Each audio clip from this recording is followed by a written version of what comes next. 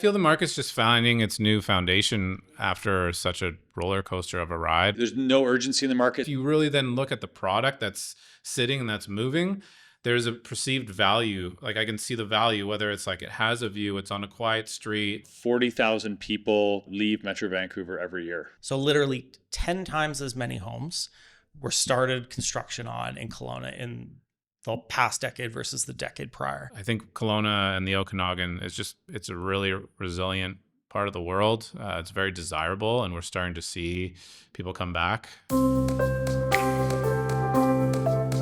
Welcome to another episode of the Rennie podcast. This month, we've got our usual Metro Vancouver market read, but we're also putting it side by side with Kelowna. To help us do that, we have Ryan Wyse, Market Intelligence Manager and Lead Analyst in the Intel Group here at Rennie, and Rob, don't call it a comeback, Breckwoldt, returning podcast guest and advisor here at Rennie, based out of Kelowna. Hey, welcome. You weren't expecting that middle name that I came up with you. No, I enjoyed it though. Yeah. Thank you. Yes. Yeah. Welcome back.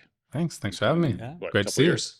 Another one of those. Another one of those. Felt like I was thinking about it. I believe mine was the last audio only. Oh, okay. The last audio. Oh, right. So you haven't been on camera yet. Yeah. Well, we had you on and we thought, what? We need to get these on camera. Yeah. So you can take some credit for it. Okay. Yeah. Your hair's looking good. It feels great. Yeah. Yeah. It's good that you're on camera. Yeah, a little gray. Me too. What's keeping you busy? Yeah, it's a mix of life and work as per usual. Heading into the springtime in the Kelowna market. There's also a battle with lifestyle because the lifestyle activities start to increase as well. And you moved, you were in Maple Ridge for years. Yeah. And then how many years has it been since you've been in Kelowna? 4 years. 4 years this yeah. June. Wow, yeah, that's a while. So you moved there for lifestyle reasons and professional reasons, or was it all lifestyle? It was all lifestyle. Okay. Yeah. Okay. Led with lifestyle, and the professional opportunities followed. Not many people in Maple Ridge have a boat. Is that what it is? No, maybe they do. They go elsewhere. Yeah, that's true. You know what? See the trailers going up to Golden Ears. Yeah, that's true. That's Pit where Lake, the toys Outlet are. Lake. I had a boat there. Yeah. So okay, well then forget my comment. So as we alluded to in the opening, today we're going to explore the resale markets in Vancouver and Kelowna, and then we're going to pivot into a discussion of Kelowna's rental market, both the long-term and short-term varieties. The latter, especially because the city of Kelowna has decided to reverse the ban that it had previously placed on short-term rentals on June 1st. So just a couple of days ago. So we'll get to that. Let's start with resale. Looking at the data, and I haven't looked at the Kelowna data much. I know looking at the data for Vancouver. That's why Rob's here. We're good. Yeah. Okay. You got the data too? I got it, all of it. Yeah. Okay, good. Like if I had to characterize the resale market here, and speaking mostly about Metro Vancouver, I'd use the phrase a little less of everything because we've got fewer sales. I mean, it depends what your context is, but you sort of look back over time. I mean, I know the month-to-month story is different. You can speak to that, but sales generally have been trending down over the years. We have new listings that have come off, and now we've seen inventory on a seasonally adjusted basis plateau. Maybe reach a floor. You have the numbers in front of you, Ryan, so why don't you provide some additional context? Yeah, and I'd say it's kind of a continuation of last month as well. So we talked about, we're getting these month-to-month increases in sales, but it's not necessarily as much as last year, anywhere near average. So 3,200 and change sales last month for the Vancouver region, so both the Vancouver and Fraser Valley board areas. So it was another marginal increase over April. It was less than last year and still 34% below average. So yeah. Below average, a bit more of the same. And I think, you said a little less of everything. New listings, I think, is more of the story. So we continue to trend much less than last year for new listings. They actually fell month to month when you typically would see an expansion April to May. So that was pretty notable. And for the first time in a couple years, we had below average new listings for that specific month. So fewer new listings coming, fewer sales overall, kind of conditions are still tightening up a little bit. So inventory typically expands this time of year. It did again last month. So we just hit like 24,500 listings, which is still really elevated, 46% above average. But again, less than last year's level. And the gap between the levels of last year and this year has started to grow. And so we went from previously being higher to now a little bit lower to now 4%. lower than last year. So I think this is a trend we're going to see continue as inventory typically plateaus around June in a given year. That kind of hangs out during the summer. So would you say, so just looking like in the aggregate here, and Rob, chime in too from your perspective, like you're actually, on the ground, you're working with people. When you look at these numbers, do you think, oh, the market has improved? Whether it's something is good or bad, has improved or gotten worse, kind of is in the eye of the person participating in real estate. Like it's different for different people. I would say conditions are less extreme. Last year was an extreme low for sales and extreme high for new listings. Whereas this year, sales are still really low, but new listings aren't as extreme. And I think overall, it's a slightly healthier market. Certainly, there's still a lot of inventory. There's a lot of options. There's not a ton of buyers, but I would say it's less extreme. Yeah, it feels a little bit more, I guess, dare to say balanced. Yeah. A new balance. Yeah, I mean, Brought to you by. I'm wearing Hocus today. Yeah, I feel the market's just finding its new foundation after such a roller coaster of a ride of a couple of years. I think it's still a relatively healthy environment to transact in. yeah, as a buyer. Yeah, as a buyer, but I think depending, I guess, your goal as a seller, I mean, if you're buying and selling in the same market, you're one day a seller, you're one day a buyer. So really, it's the same. Yeah, I mean, obviously, I think sellers they latch on to the high water mark value of their home. And I know some people have a tendency to view it as a loss if they don't sell at the peak. And in fact, they've realized tremendous gains over the tenure of their. But it's true. When you're transacting in the same market, I mean, we're seeing prices like when you look at condos versus detached homes, so kind of the two ends of the spectrum here in Metro Vancouver, and including townhomes in between, like none of those home types have reached values that at the previous peaks from early 2022, and they're down variously by, call it 10 to 15%. So it is across the board. So yeah, even if you're moving up market within a market and you're not trading like for like, everything's kind of still moving in the same direction. And I think the reality is it is what it is. If this point in time you're needing to transact or you want to transact, then that's just what it is. You can't fight that it's no longer the past and you cannot predict the future. So you just have to transact at what is and decide to move forward or not. Yeah. I mean, there's no urgency in the market. People aren't suffering from FOMO. They might be suffering from FOOP. Yeah. I like it. Fear of overpaying. Yeah. Yeah. I like it. But what's interesting is that they're not really interested in taking the loss, but they're perceived as a loss. But in the previous markets, they were welcoming to overpay. Yeah. Even though they maybe got over purchased by, like they were in the seller's position, they got over asking, then they freely went and spent that money. And the gain, but it's interesting to see the mindset when it's perceived as a loss. Yeah. And I think other advisors that we've had on have talked about like the herd mentality that came in 2021 and 2022. And I think it can be a similar thing now where if your friends and family think it's not a great time to buy and you're not seeing other people go out to buy you, it adds a bit of hesitation on your part. Should I wait a little bit longer? Will prices come down more? And I think the access to information has opened up a lot. So I know for a lot of my clientele, I can see when the copy and paste from some sort of chat is coming into play. And, sometimes there's some valid points for sure, but it's definitely causing some confusion. If you see too many M dashes, then you just discount it. Ryan Berlin's the only human that loves the M dash. I do. Yeah. I do. Yes, ChatGPT stole your style. I know. I feel slightly offended when people say that. Like, if you see lots of M dashes, it's Guy's AI. been writing with M dashes his whole career. Yeah. I mean, to a fault, a lot. I actually want to ask you a question about pricing and that conversation a little bit more with sellers. But maybe, right, you've got some data for Kelowna, so why don't we talk about that? Yeah, and I think we're seeing a lot of similarities. And I think, globally, there's a lot of similarities just given everything that's happened. But certainly in the various BC markets that we're involved in. And so in Kelowna, inventory is coming in less than last year, but it's still like 37% above average. But, last month, it was just over 3,000 active listings at the end of the month, which was 10% less than last year. So that dynamic that we're seeing in Vancouver is definitely is playing in at Kelowna as well, where we started the year with really, really elevated inventory and is growing much more slowly as there's just fewer new listings coming to market. Is that perceptible? Like when you're in the market? Because that's actually a huge change. Like inventory on a year over year basis being down by 10%. It's still being more than a third over the past decade average, which means it was close to 50% prior. But do you feel that, or does it just feel like there's still a lot of options for buyers?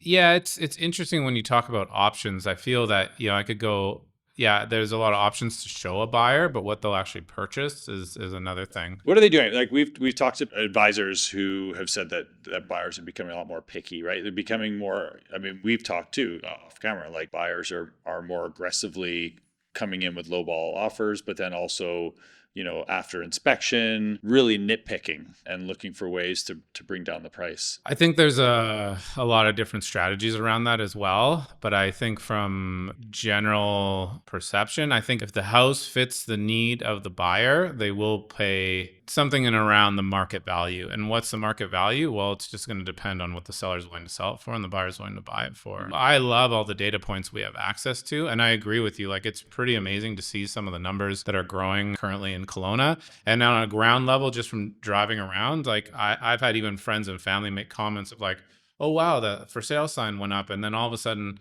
in a quite short time, sold sticker went up. So the absorption is there. But if you really then look at the product that's sitting and that's moving, there's a perceived value. Like I can see the value, whether it's like it has a view, it's on a quiet street. And I think if you kind of get a 6 out of 10 and up, it'll move.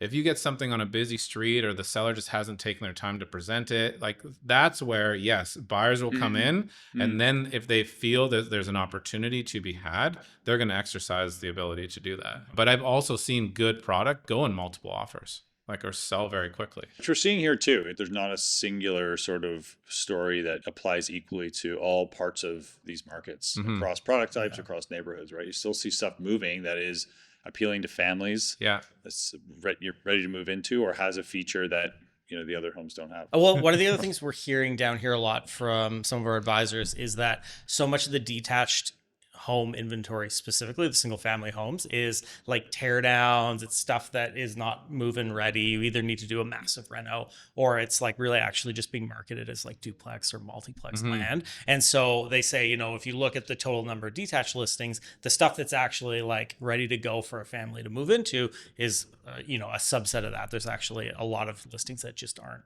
real listings in terms of a ready to go home. There's some of that. I wouldn't say it's majority. Yeah. Okay. I wouldn't say it's majority. I would say the ones that sit are usually the ones that are on the busier street, the ones that had maybe been a rental previously and just have no pride of home ownership. But if you get a home that shows like a tremendous pride of home ownership and just again of like value, whether that's a bigger yard or something that's different than what they can't find out of the other 8 that they viewed, then it goes. Okay. For sure. So on the sales front in Kelowna? So similar to Vancouver, sales for May, about 7% less than last year, 18% below average. But notably, condo sales last month were the highest of any month in the last 2 years because that condo market had been hit so hard in Kelowna. Yeah. So condo sales comparatively the highest in 2 years, which I thought was noteworthy. But the other thing that's interesting is sales this year are much higher than 2 years ago. So they're less than last year, but much higher than 2 years ago. So that Kelowna market was hit so hard by a variety of factors in 2024. That was the toughest year, I think, for that market. Whereas here, it's been more recently. In Victoria, it's been more recent. In Kelowna, it was all about that 2024. One of the things, of course, that happened in 2024 was the introduction of the short-term rental ban, coming off the fires, coming off the cold snap at the wineries. Like there were so many things kind of working against that market at that time. Yeah, it felt like it was coming from a lot of different angles, right? Not just market, not just policy, climate. And that really changed the landscape of who was willing to engage in the market. It was a tough go since 2024, and I think the numbers reflect that. I think Kelowna and the Okanagan it's a really resilient part of the world. It's very desirable, and we're starting to see people come back. But on that, so who are the buyers right now? Like, is it locals? Is it downsizers? Is it Alberta money? Investors? What are we seeing? Is it just it's across a little the bit board? of everything. Yeah. Like I could not tell you this type of buyer is dominating the purchase. It's really just a mix. And in my portfolio of product, I have a whole variety of products. So it's nice because I'm exposed to that and seeing who comes in. But definitely, like if I think back in the last couple of weeks, it's like people coming from the south. Like that seems to be, I'm starting to see it more and more, like hearing it. Like it's not an abundance, like they're not flocking here. From the south, like from the US? States, yeah. So that's an interesting dynamic. I think that's starting to to happen. So what's interesting though is some of them are not aware of the foreign buyer ban. So you have to educate them on that for sure. But it doesn't still seem too much of a deterrent, which is interesting. So I don't know if it's maybe perhaps to do with the exchange. I mean, if people have a connection here, if they're actually moving here, then the ban won't catch them, right? Yeah, there is definitely an abundance of people coming from like you got Toronto, you got Alberta, you still got the coast. I feel the biggest component is the lifestyle. The lifestyle is the biggest driving factor. What's interesting is I go on this founders hike every Tuesday, 6:30 a.m., Knox Mountain. Come one, come all. But what's interesting is you essentially just have a melting pot of people from everywhere. Right. And the most common talked about thing is the lifestyle. Like we'll talk business, we'll exchange what, business we're in and such. And I mean, we're hiking up a beautiful mountainside at 6:30 in the morning overlooking the lake. So it's kind of hard not to like obviously Talk about take lifestyle. in lifestyle. But it's interesting. Everybody's from everywhere.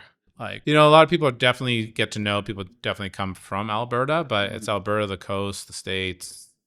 Those are, I think, the three driving factors. It doesn't take much change as it relates to the Kelowna marketplace to have an outsized effect. I mean, there's roughly the same number of people in the entire central Okanagan as there are in Burnaby. Yeah. And it's a little bit more than half the size of the greater Victoria region. This is not a hugely populous part of the province. No. And we also know that in the past, Kelowna has punched above its weight in terms of sales activity per capita. A lot of that was the investor set. Kelowna, I think, is a bit more of has the potential to be more of a boom and bust market. So I wouldn't be surprised in the next couple of years, especially with the direction of change here with policy as it relates to the short-term rental ban, if we don't see a significant pickup. Yeah, I mean, it had a run of like 10 years as the fastest growing CMA in Canada, census metropolitan area. Like from, I think it was 2010 to 2020 was the run. Growth was absolutely massive. And it was both, intra-provincial people moving from within BC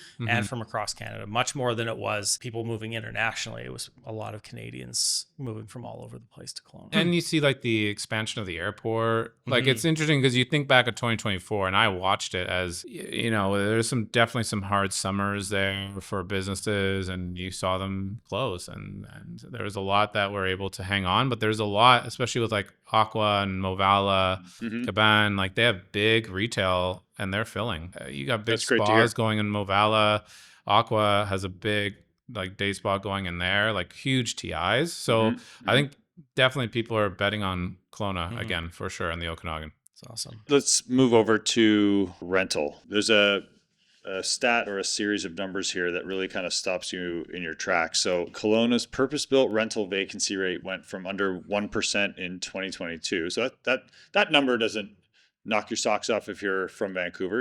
You're used to that. But it went from under 1% in 2022 to nearly 7% only 3 years later. So from 0.9 to 1 to 3.7 to 6.9% for 4 consecutive years. That is very much a once in a generation shift. The easy story there to explain that is that the short-term rental ban fixed it.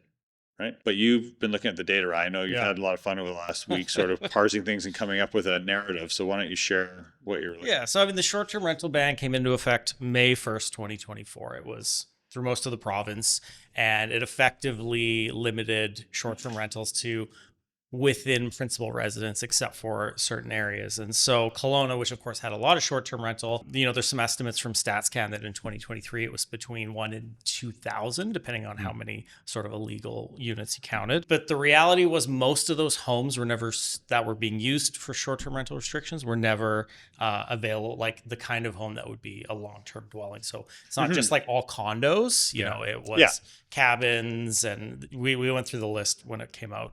There was like lighthouse was a category on there, things like that. What actually happened was Kelowna, more than other markets, built a ton of purpose-built rental housing. And I think this actually began in 2015. Kelowna made a bunch of policy changes. The city of Kelowna specifically changed their OCP. They had a whole bunch of infill development that was added density, reduced development cost charges if you did infill rental. They made a real point beginning in 2015 to actually try to stimulate purpose-built rental development. And then CMHC came along in 2019 with the MLI Flex program that morphed into MLI Select in 2022, which made financing construction of purpose-built rentals much easier. Loan insurance program. So what we had was from 2006 to 2015, purpose-built rental starts in Kelowna, 1,300 total over Yeah. 10 years. And that was similar to like the 30 years that preceded it. From 2016 to 2025, almost 11,000. So literally 10 times as many homes were started construction on in Kelowna in the past decade versus the decade prior. And that led to about 10,000 purpose-built rental completions, which doubled the purpose-built rental stock from about 5,000 homes to more than 10,000. Of course, you end up with demolitions and stuff in there. You know, you have anywhere from 1,000 to 2,000 short-term rentals that were removed. Some went into long-term rentals, some probably got sold. But really the needle mover here was Kelowna made a real concerted effort to promote purpose-built rental construction, and it was built. And so Kelowna now has a much healthier purpose-built rental stock, whereas the ban really was like a one-time shift of a few homes, and I'm sure it had some effect.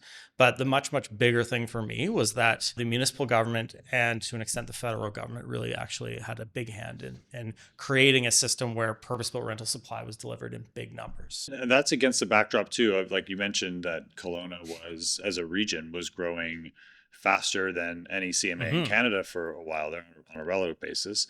It's really come off, right?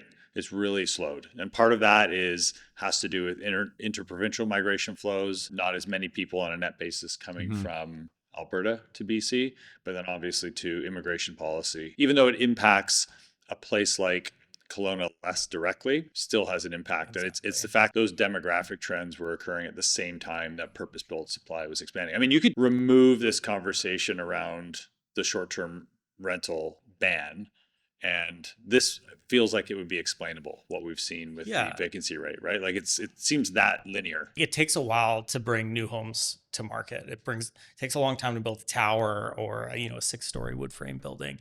And so like this is a project 10 years in the making. And with all that population growth, especially, from 2015 to 2023, it took a long time for supply to catch up to demand.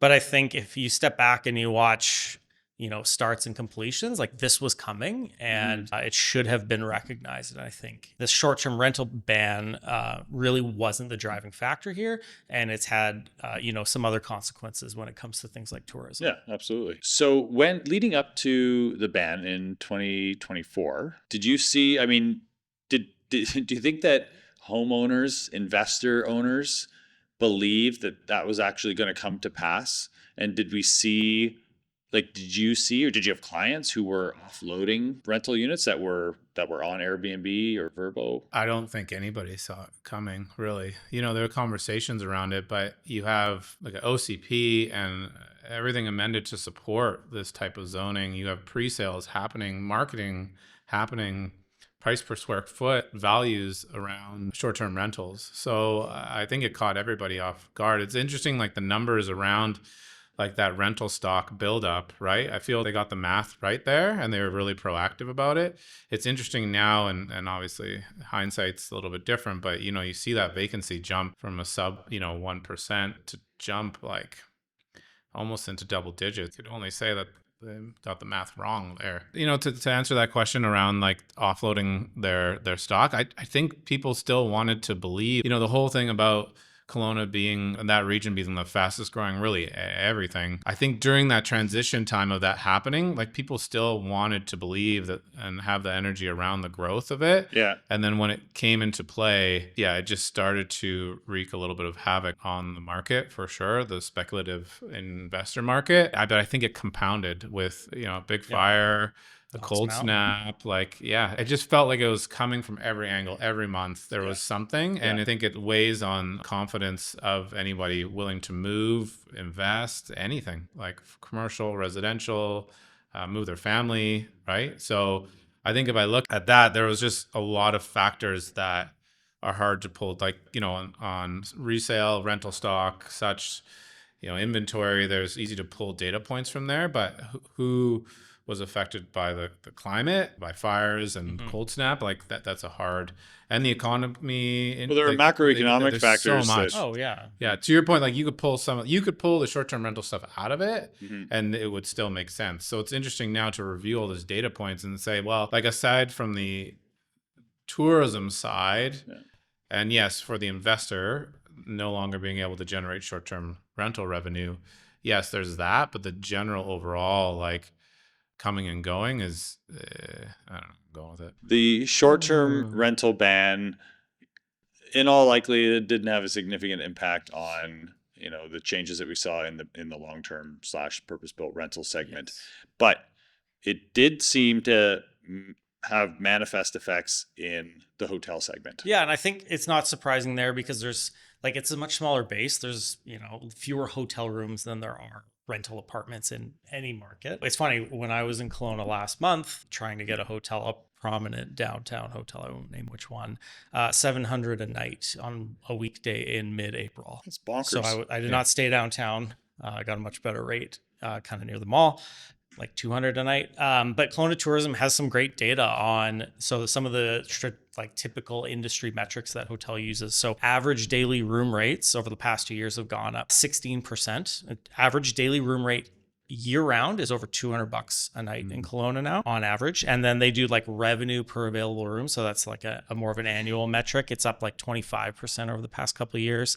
And last year was the first year that occupancy had reached 2019 levels, because occupancy had been hit obviously first during COVID. And then again, even with, less accommodation overall, because prices have gone up so much, we hadn't seen a lot of the same occupancy levels in 23 and 24. Then finally it got up to like 67% last year. So I think there's been a measurable, an obvious impact to hotel prices. It impacts tourism. Fewer people are going and staying in Kelowna, either because hotel prices are too high or the place they really like to rent is no longer available. Hotel rooms and let's say Airbnb, homes are not perfect substitutes for each other, right?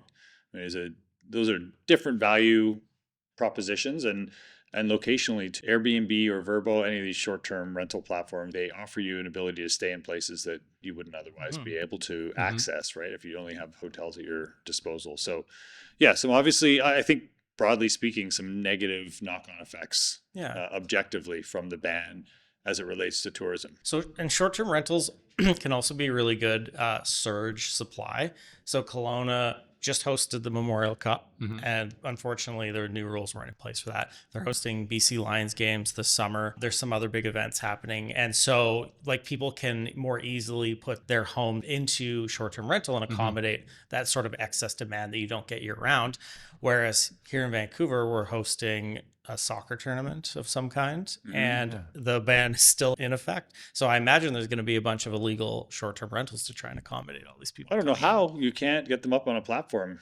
So it's hard to advertise them. It's hard to attract people to your home. I mean, you can always go the non-sanctioned route, but then you don't really know who your guests are going to be. But you're right. With Kelowna, I think that was part of the impetus to get this waiver to lift the ban as of June 1st, as opposed to what would have been standard, I think is November of this year, was to have that happen before the summer because of some events, but also just, tourist season starting now. Yeah, it's interesting. You look at the policies and just the read on them, and it was kind of baffling that it would be November 1st based off of what is needed in the area, based off of the events being hosted as well. And it's great to have it back. We'll see what happens. I also think the Airbnb has been around for a long time, and it's and those type of trusted platforms. I think the world in general has become accustomed to that type of option versus a hotel. Sure. And there were also,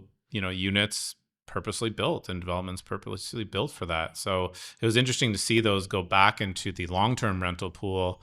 And, the feedback that I was getting from people is that it wasn't very welcomed. People were like, they're too small. And it's because they were built for short-term, not for long-term. Yeah.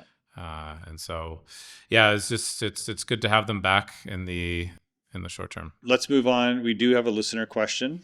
It's one that we've been sitting on for a while here. And now that we have you here, Rob, we get to ask it, and then you get to answer it. Hey, Ryan's great podcast. Here's a question for you guys. There's a lot of families thinking of making a move to Kelowna for both the lifestyle and more affordable housing. Do you think this still holds true, or has the pricing gap between Kelowna and Vancouver narrowed? Let me know what you guys think. Yeah, great question.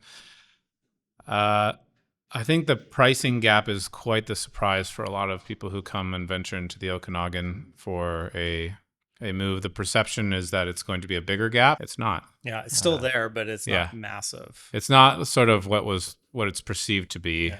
I think too, just in both markets, you know, especially I think in the Lower Mainland market, some adjustments as well have been made to the prices coming down, and so the gain on the gap there is just not there. But ultimately, there's a big lifestyle component, and as I mentioned earlier, just with my interactions with the melting pot of people that Kelowna is from everywhere, is the lifestyle factor is true, and people live it. And so if that's something that's important to you, you will find it. So I think that is a big driving factor. Yeah, we know, we look at the data. I mean, in terms of, we look at mover origins for Kelowna, it is Alberta and Vancouver that primarily contribute there. And I mean, there's lifestyle and affordability considerations there. We know Metro Vancouver, you know, within the province, this data set doesn't tell you where people go, but we know where they're going. They're going to the Okanagan and the island. 40,000 people leave Metro Vancouver every year. Yeah. You know, both renters and owners, probably in many cases chasing different lifestyle, but also a lower cost of living, right? And Kelowna continues to offer that. Sometimes it's young families looking for that lifestyle, you know, and getting the detached home. Sometimes it's people retiring. I don't need to commute downtown anymore. I'm going to go sit by the lake or play golf or hike Knox Mountain. Nice. I see what you did there. Yeah. Good job. I mean, that's like, I want to play golf and hike Knox Mountain. Ryan's like, actually, Rob, we should talk. Yeah. You know, if you have someone that wants to maybe not fully commit to moving to the Okanagan now with this surge in rental stock and it driving down the rents, like I think it's a little bit more welcoming as well versus previous being like, you know, sub 1% inventory. Like it becomes a little bit challenging for someone that may just want to try it for a year if you can't find anywhere to live, especially at that time, the market as well, right? It's interesting. I feel it's a little bit more welcoming now to engage in either the rental stock or the purchasing. Okay. Thank you for that question. And remember, if you're watching or listening, we'd love to answer any other questions that you have. You can either email us at intel@rennie.com or you can leave a voicemail at speakpipe.com/the rennie podcast. And we'll try to respond in our next episode, or we'll save your question until it's appropriate to ask. Before we sign off, Rob, advice that you would give buyers or sellers, both, in this market? What's Rob's final thought? Yes, your MO or your parting piece of advice. Yeah, I think if you're a seller, it's interesting. It really depends on the product, right? Like it's hard to blanket the seller all into just being a seller or just being a buyer. I think if you're, you know, a seller that maybe is offloading something that's not your primary, it may feel that the gain is not so great, but what is the opportunity just to have that off your plate? What's interesting, you know, looking back at like if I go for like a seller that maybe they're holding something that is zoned short term in Kelowna, it's an interesting conversation with them because I say, look, like you actually have a very unique piece of property. Like it's one of the last zones, especially if we're talking like Aqua or something relatively built in the last 3 to 5 years. Like that's limited supply. The demand might not be there today, but like you've gone through these tough 2 years, like you've held on, like hold. I mean, if you want to get rid of it, you know, it's a different conversation. We're going to have to position that correctly with today's market. But long term, maybe you just hold. Yeah, right. You have a unique offering there that's not being built.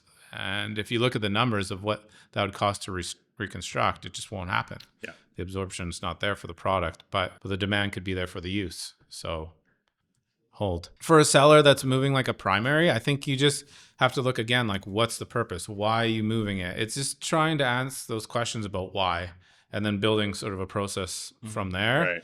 I think from a buyer's perspective, I just say, look, like the run of the market that we had in the last decade, like do not base your decision on that.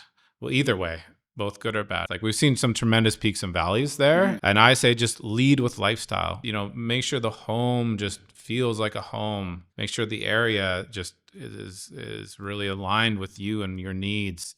And take your time. Like it's okay to be picky. Like you're making a huge investment, and you know, at the end of the day, like moving sucks.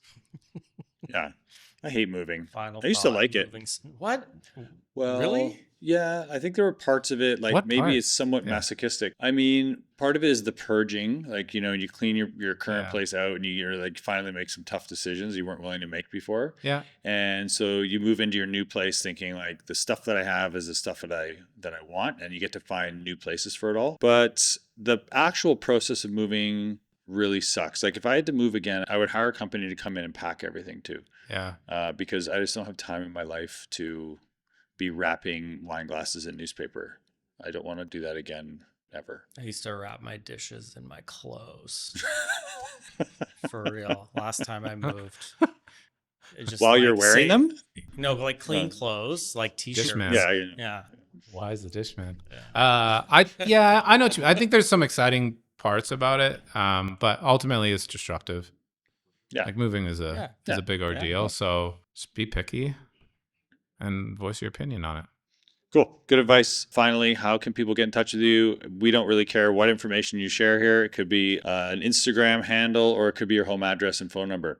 How would you like people to get in touch with you? I mean, you can come hang out with me on a Friday. I would say what it's called. What's that? Fuck It Friday. Oh yeah, Fuck It Friday. Oh, yeah. Right? Oh, yeah. You can find him on Lake Okanagan. Yeah. Yes. Fridays. Surfing, yeah. Yes. You have Surfing. to yell at him. Early. Yeah. Yeah. 7 a.m. Be there. Right. I leave sharp. I love it. Check out my Instagram. This is rob.ca. That's the best place to reach me at. Rob.ca? This What is is it? Rob. This is Oh, Rob. sorry. Did I say rob.ca? No, No. no. I You just said blanked? I didn't. I Jeez. wasn't putting it together. Berlin. Shirt's blue. This is Sakes. how do handles work? This is Rob. This is rob.ca. Yeah, it sounds like a URL. Yeah. Okay. No, that's pretty good. I'm surprised no one else in the world has that, or Canada. Yeah, they don't. It's good. It's This very is Rob. like This is Rob. definitive. Yeah. Hi. Um. My name is Rob. Okay. Phone number? No. 778-990-0866. Yes, I am the Coast transplant with the 778 number, not the 250. No one moves area codes anymore. It's No. Yeah. You just. Yeah. I feel like there was I feel like the hellos weren't as friendly when I first was calling. Yeah. No. It's true. Yeah, But I don't, think- don't answer 416. I know like who a have the roll. 403s around here. Oh yeah. You know? Yeah. Yeah. So just saying. Yeah.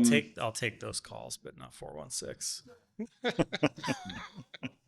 I mean, you could always email me at rbreckwoldt@rennie.com if I feel a little bit more safe there. But Where do you like to have coffee in the mornings? What cafe can they find you at? oh, Sprout, There we go. Sandrine, great pastries, both. Wow, lots of carbs. Yeah. Yeah. That was me this morning. Okay, listen. Thanks for coming from Kelowna. You drove from Kelowna to be here today. I and did. We really appreciate it. Thank you. And it's been a lot Anytime. of fun. And we will do it again in a couple of years. Can we say don't call it a comeback? What is that? LL? LL Cool J? Yeah. Yeah. Rob, don't call it a comeback. Breckwoldt, thanks for coming. Boom.